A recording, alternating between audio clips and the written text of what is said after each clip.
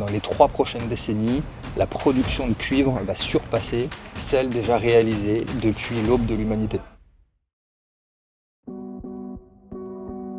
Là, on s'apprête à partir au Maroc, à Marrakech et à Ouarzazate. On a 2 choses à faire. On voit nos partenaires d'exploitation de cuivre dans le désert, donc on va faire un petit road trip. Et le lendemain, on va aller voir nos partenaires sur l'immobilier. Donc on va aller faire quelques petits repérages. On a déjà plusieurs biens sur lesquels on veut se positionner, des riads, des hôtels particuliers. Pour les 3 jours, on va être chargés, mais il y a de quoi faire et on va travailler surtout. Je dis souvent que dans les 3 prochaines décennies, la production de cuivre va surpasser celle déjà réalisée depuis l'aube de l'humanité. Et on a atteint un niveau d'avancement du projet où on sait qu'il y a du cuivre, on sait qu'il y a du métal. Ici, pour nos nouveaux investisseurs, on est encore sur quelque chose d'assez incroyable. On est sur du x2,5. Encore une fois, on a tout l'écosystème qui est en place. C'est du clé en main pour vous, investisseurs. On s'occupe de tout, de l'avant, du pendant et de l'après. On s'occupe du suivi, on s'occupe d'avancer. Vous avez juste à récupérer le retour sur investissement.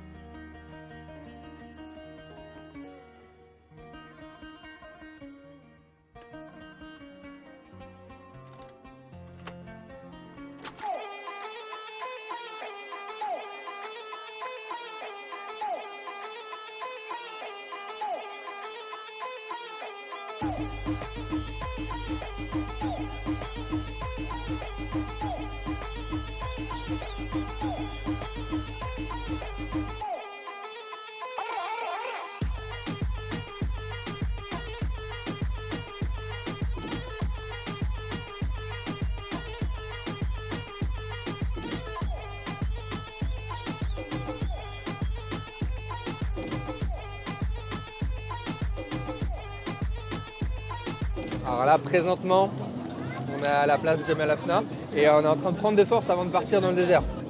Donc on ne peut pas faire plus local. On est avec le chef Aziz qui nous met très bien. On est bien reçu, c'est pas cher, c'est très bon, c'est parfait. Moi, en tant que végétarien, je suis ravi. Et voilà, c'est très bon début de séjour.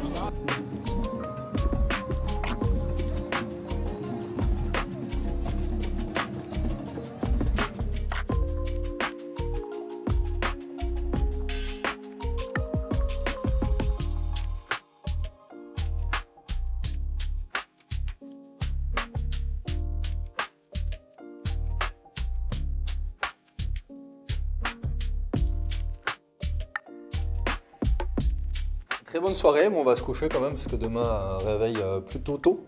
D'abord, on va aller au bureau avec notre partenaire et on va se rendre très rapidement, on va prendre la voiture et on va aller sur le terrain. C'est ce que vous attendez tous, j'imagine. Et on va aller voir la team directement sur place, les géologues et toutes les personnes qui travaillent sur le terrain. Merci.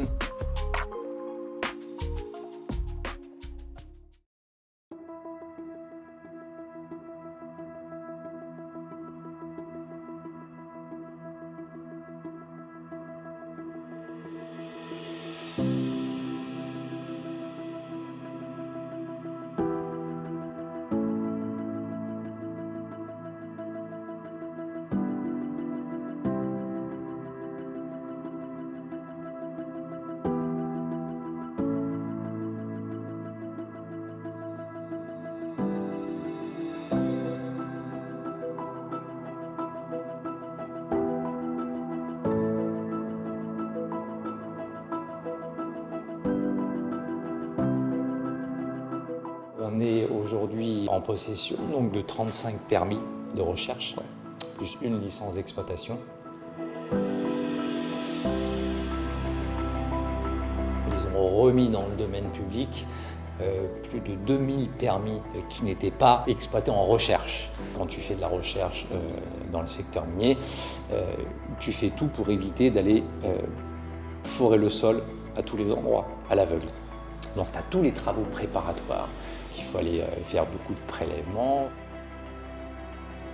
Ils veulent essayer de transformer le Maroc en gros hub minier africain. Hop, on va faire comme ça, Ouarzazate et Il El-Sad. Parce qu'il y a d'ailleurs 180 km. Ça paraît pas très loin, mais en fait il n'y a que des virages.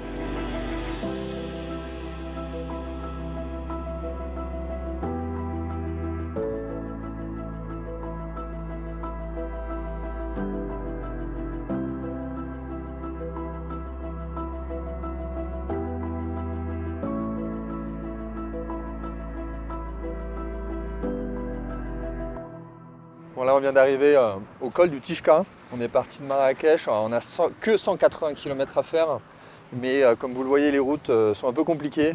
Donc on roule à 30 km/h. On a environ 4 heures de route à faire. C'est magnifique. On est à la fois dans les montagnes, on est dans l'Atlas. Et on va arriver dans le désert. Donc c'est des paysages qui sont totalement différents. Donc là on est 4. On est avec le CEO de l'entreprise et le cofondateur. On va aller directement sur le terrain. Ils vont nous montrer tout ça. On va rencontrer nos géologues en chef, géophysiciens, géomaticiens. Et voilà, la petite pause enneigée, je regrette de ne pas avoir pris ma doudoune, clairement, je pense que je vais le regretter, mais ça fait partie de l'expérience.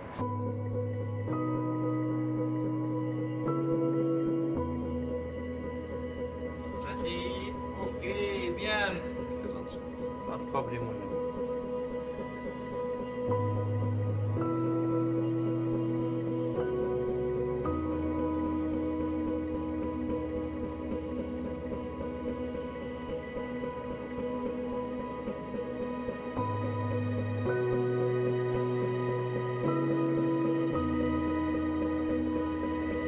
D'accord, après oui, Ça c'est coloré, c'est coloré. ça c'est naturel.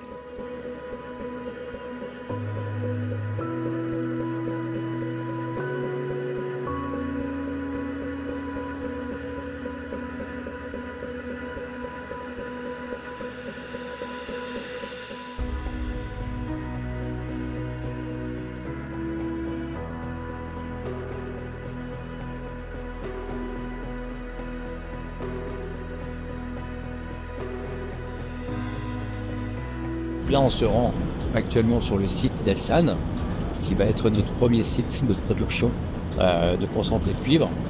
Et il se trouve que ce site-là est juste à côté de la station Bourg, qui est une des plus grosses stations photovoltaïques au monde, et donc qui va alimenter en électricité notre futur site de production. L'électricité sera 100% verte à cet endroit-là. Il faut savoir qu'une unité de flotation marche à 100% à l'électrique. Tout tourne à l'électricité. Et c'est ultra impressionnant. Donc comme disait Thierry, ça va être l'électricité qui va être utilisée directement sur le site. On ne peut pas faire plus green quoi. Non.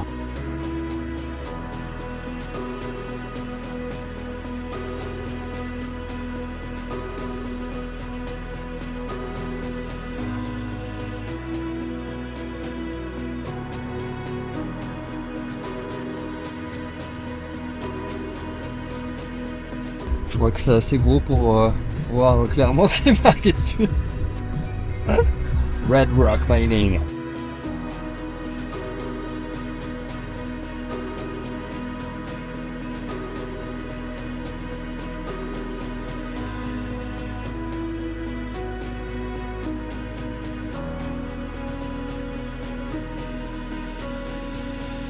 Ça, c'est la retenue d'eau dans laquelle on viendra s'alimenter. Mustapha, bonjour. Bonjour. Bonjour. Voilà, on vient de sortir de Ouarzazate, on vient d'arriver à Edelsan. Donc on va changer de voiture, parce qu'il n'y a plus de route. Il n'y a plus de route goudronnée, donc il faut bien aller sur le terrain. Donc suivez-moi, je vais vous emmener, on va être sur le terrain avec la team. Allez.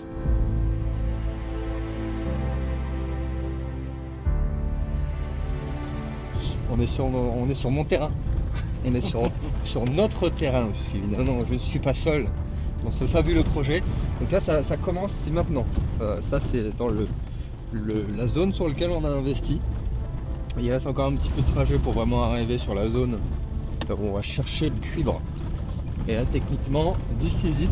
Enfin on y est. Et on est parti ce matin à 10h30. Ça fait 6 heures qu'on roule. Tout va bien. On est dans le massif de Sarro, c'est un massif qui est très réputé pour sa richesse en cuivre. Le site d'Edelsan, il s'agit d'un permis de recherche dont découle une licence d'exploitation détenue par Red Rock Mining. Je pense que le premier rapport sur Edelsan remonte à 2022. Ça a beaucoup changé. La structure principale, elle parcourt en diagonale le permis, 4 km sur 4, donc ça fait 16 km². Et cette structure traverse ce permis en diagonale sur une longueur de pratiquement 5 km. Aujourd'hui, donc on a commencé par un travail de surface, de la cartographie, d'échantillonnage. Là, on est sur le site de stockage des échantillons. Comme vous pouvez le voir, deux types d'échantillons. Il y a les échantillons qui sont dans les caisses, c'est des carottes. Et ce qu'on a dans les sacs en plastique, c'est des cuttings. Parce qu'on utilise deux méthodes, deux techniques de sondage. Il y a le sondage percutant, ce qui nous donne des poudres. Donc c'est une machine avec un marteau. Elle va broyer la roche et elle va nous sortir un échantillon tous les 1 mètre. L'air, il est injecté à l'intérieur des tiges et elle fait vibrer le marteau. Et le marteau, il broie la roche. Il est injecté et puis après l'échantillon, il ressort ici entre les deux tiges.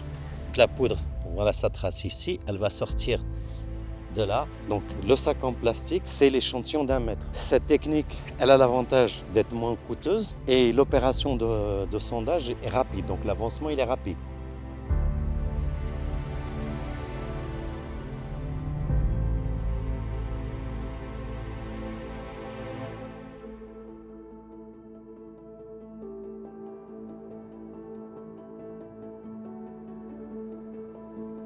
Et là, le carotté, la technique est assez simple. Il faut imaginer une couronne, c'est un tube avec des pointes diamantées qui coupe la roche. Il coupe la roche et il nous ramène la roche intacte.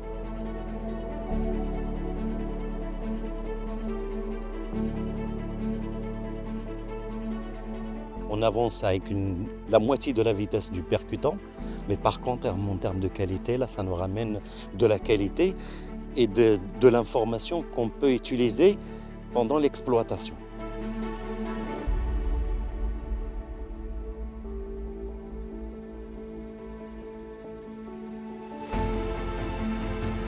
On réalise des tranchées, déjà pour voir si la structure elle est présente. C'est aussi une manière d'échantillonner comme les autres machines, sauf que là, on a un échantillon en 3 dimensions.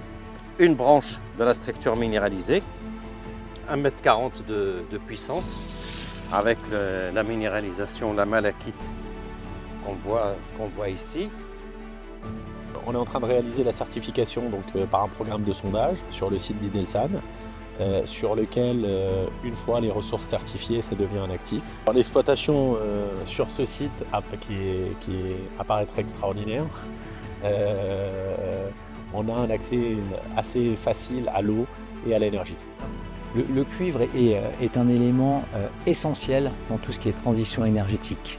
Donc on a aujourd'hui une quantité de cuivre sur la planète qui est assez limitée. Donc on a une demande de cuivre dont l'offre n'arrive pas à suivre. Le cuivre a encore de belles années devant lui et les prix ne vont pas s'arrêter de grimper aujourd'hui. On a visité plusieurs spots d'extraction. Une longue journée qui s'achève avec un très beau coucher de soleil devant nous.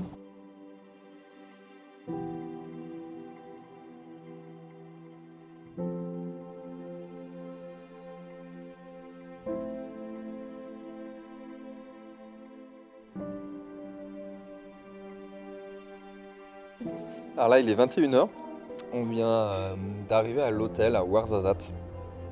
Ça va faire 10 heures qu'on est parti, qu'on est sur la route.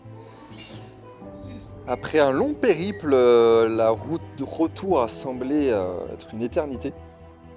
Mais on y est enfin, on vient de prendre une bonne bière, toute l'équipe pour cette journée de travail intense. Et on reste ici, on reste à Ouarzazate cette nuit pour reprendre le chemin demain matin pour Marrakech, le retour. Et voilà.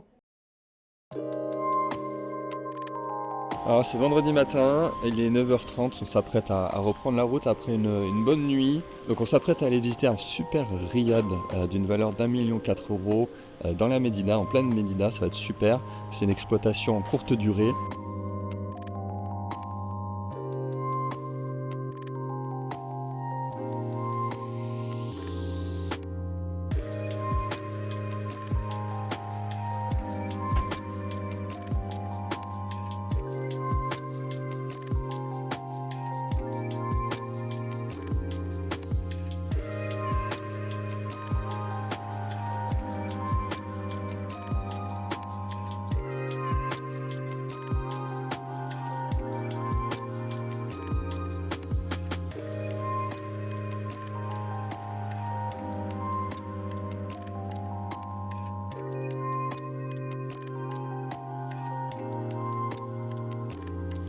Allez, bon retour à vous, ravi. À bientôt surtout. À très bientôt.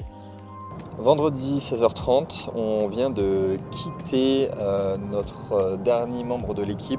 On repart à Marrakech, à la Médina, pour visiter notre fameux riad et rencontrer Nicolas.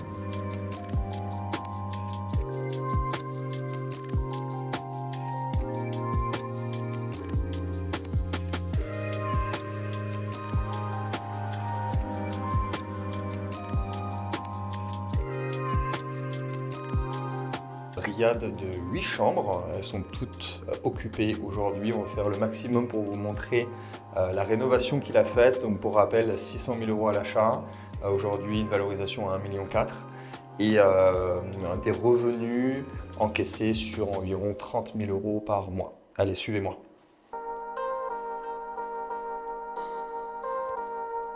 Dans un riad, il y a un esprit de tranquillité, il y a un esprit très famille, on s'y sent chez soi.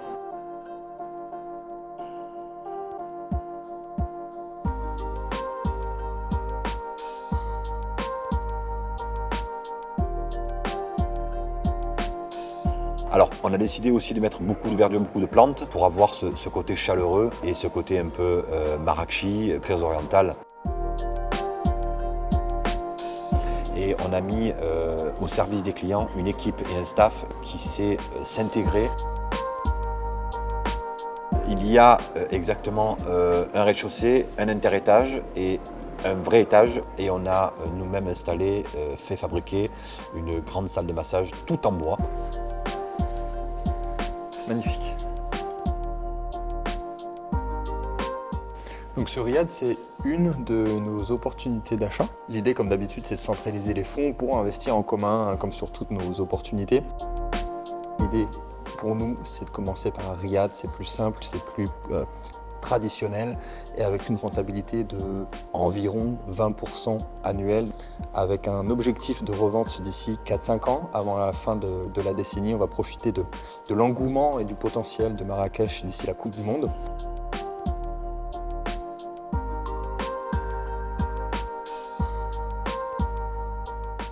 Ah, j'entends du bruit.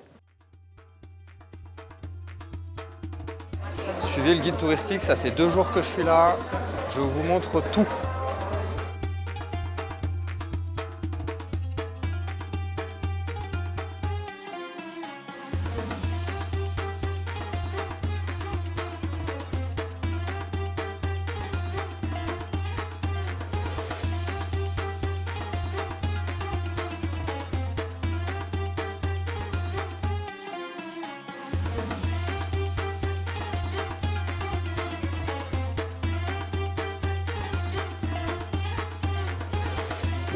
Marrakech, très belle ville, très chaleureux, très gentil avec nous. Bon, après une longue journée fatigante, un peu de discipline et on se concentre sur l'investissement, retour sur l'investissement santé et bien-être qui se prépare et qui se crée sur le long terme, mais qui est ô combien rentable à court et moyen long terme.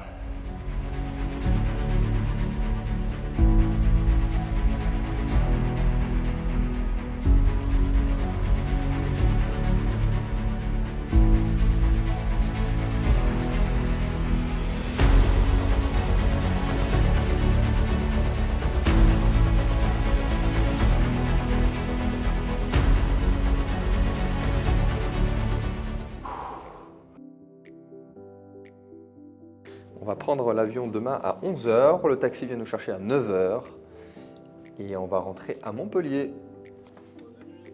Bonne nuit.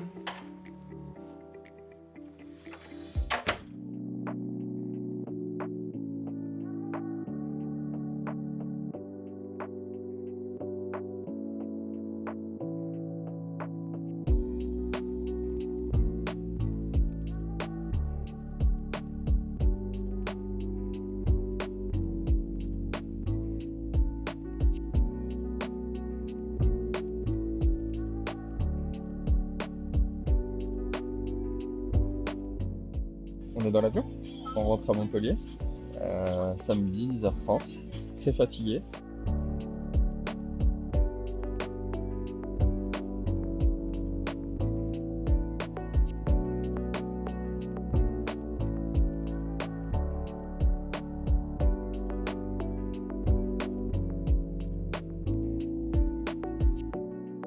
Bon, et bien on vient d'arriver à Montpellier, hâte que vous découvriez la vidéo et on se dit à la prochaine tout simplement.